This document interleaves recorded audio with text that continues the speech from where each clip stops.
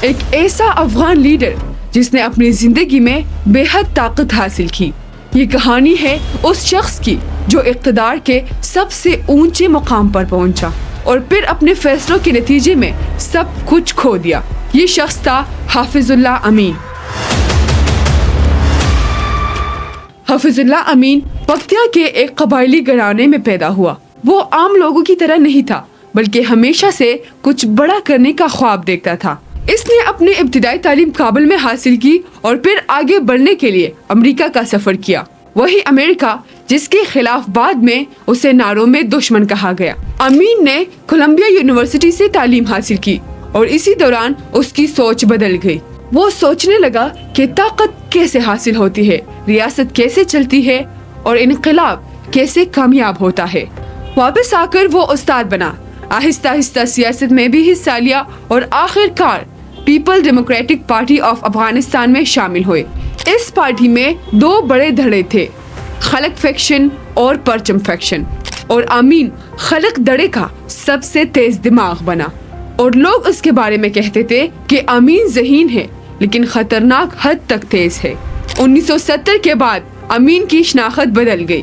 وہ اب ایک سخت، فیصلہ کن اور بے خوف سیاستدان بن چکا تھا۔ صدر محمد داؤد خان نے PDPA کے کئی لوگوں کو جیل میں ڈال دیا اور اسی لوگوں میں امین بھی پکڑا گیا، مگر قید نے اسے کمزور نہیں کیا۔ اسے یقین ہو گیا کہ اگر کبھی انقلاب آیا تو سب سے بڑی کرسی اس کی ہوگی۔ 1978 کا سال افغانستان کے لیے تاریخ بدلنے والا سال تھا۔ سول ریزولوشن کامیاب ہوا اور نور محمد ترکی صدر بن گیا۔ امین ان کا دایاں ہاتھ اور وزیر اعظم بن گیا۔ شروع میں دونوں کی مضبوط جوڑی تھی۔ نور محمد عمر رسیدہ اور تجربہ کار تھے جبکہ امین نوجوان، ذہین اور سخت گیر تھا۔ لیکن جلد ہی ایک چیز واضح ہوا کہ امین تیزی سے ہر چیز پر کنٹرول پانا چاہتا تھا۔ وہ فوج، انٹیلیجنس اور وزارتوں میں اپنے لوگوں کو اوپر لانے لگا۔ روس نے بھی محسوس کیا کہ امین بے حد تیز چل رہا ہے اور یہ افغانستان کے لیے خطرہ بن سکتا ہے۔ PDPA کے اندر کشمکش شدت اختیار کر گئی۔ خلق فیکشن جس کے رہنما اب امین تھے اور پرچم فیکشن جس کے لوگ روس کے قریب تھے آمنے سامنے کھڑے ہو گئے۔ امین نے دھڑے کو ہٹا دیا، بعض پرچم کو تبدیل کیا اور کچھ کو جیل میں ڈال دیا۔ روس کو یہ سب پسند نہیں آیا اور انہیں لگنے لگا کہ امین افغانستان کو اکیلے تباہ کر دے گا۔ ترکی اور امین کے درمیان فاصلہ بڑھنے لگا۔ روس نے ترکی کو پیغام دیا کہ امین کو روکو، مگر ترکی کی ساری کوششیں ناکام ہو گئی کیونکہ امین کو پہلے سے پتا تھا کہ ترکی اسے ہٹانا چاہتے ہیں، اور یہی وہ لمحہ تھا جب دونوں کا راستہ ہمیشہ کے لیے الگ ہو گیا۔ آخر کار امین نے نور محمد ترکی کو اقتدار سے ہٹا دیا اور کتابوں کے مطابق ترکی کی موت بھی اسی وقت واقع ہوئی اور اس قتل کے پیچھے امین کے لوگوں کا ہاتھ تھا۔ ترکی کے بعد امین کے پاس سب کچھ تھا لیکن وہ اکیلا ہو گیا۔ فوج تقسیم، پارٹی تقسیم اور عوام خوفزدہ ہو گئے۔ روس سخت ناراض تھا اور امین نے ہر شخص کو شک کی نظر سے دیکھنا شروع کر دیا۔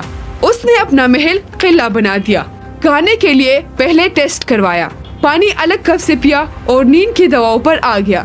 وہ راتوں کو جاگتا رہتا تھا کیونکہ اسے لگتا تھا کہ ہر کوئی اسے مار کر اس کی جگہ لینا چاہتے ہیں۔ روس نے فیصلہ کیا کہ امین کو ہٹانا ضروری ہے۔ KGB رپورٹس ماسکو بھیجی گئی جن میں لکھا تھا کہ امین خطرناک ہے اور امریکہ کے قریب ہو سکتا ہے اور افغانستان ہمارے ہاتھ سے نکل جائے گا۔ پھر روس نے آپریشن سٹارم 333 شروع کیا، ایک خفیہ اور خطرناک آپریشن جس میں امین کو زندہ نہیں چھوڑنا تھا۔ 27 دسمبر 1979 کی رات تاجبک پیلس پر سوویت اسپیشل فورسز نے حملہ کیا۔ KGB الفا گروپ اور سوویت ایئر بورن ٹروپس نے محل کے دروازے توڑے اور شدید فائرنگ کی۔ محل کی ڈائننگ ہال میں گولی مار کر قتل کر دیا گیا۔ کتاب the Soviet invasion of Afghanistan کے مطابق اسی رات اس کے بچے اور گھر کے دیگر افراد بھی زخمی ہوئے۔ افغانستان کے سب سے طاقتور آدمی کی کہانی اچانک ختم ہوئی۔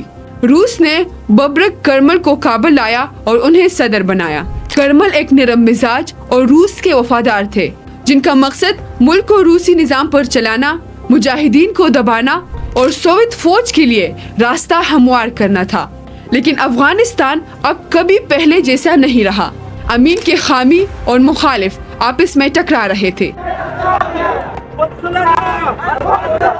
لوگ خوفزدہ تھے، فوج تقسیم ہو چکی تھی اور پورا ملک بے یقینی میں ڈوبا ہوا تھا۔ روس نے افغانستان پر مکمل فوجی قبضہ کر لیا تھا اور یہی وہ آغاز تھا جو بعد میں 10 سالہ روس افغان جنگ میں تبدیل ہو گیا۔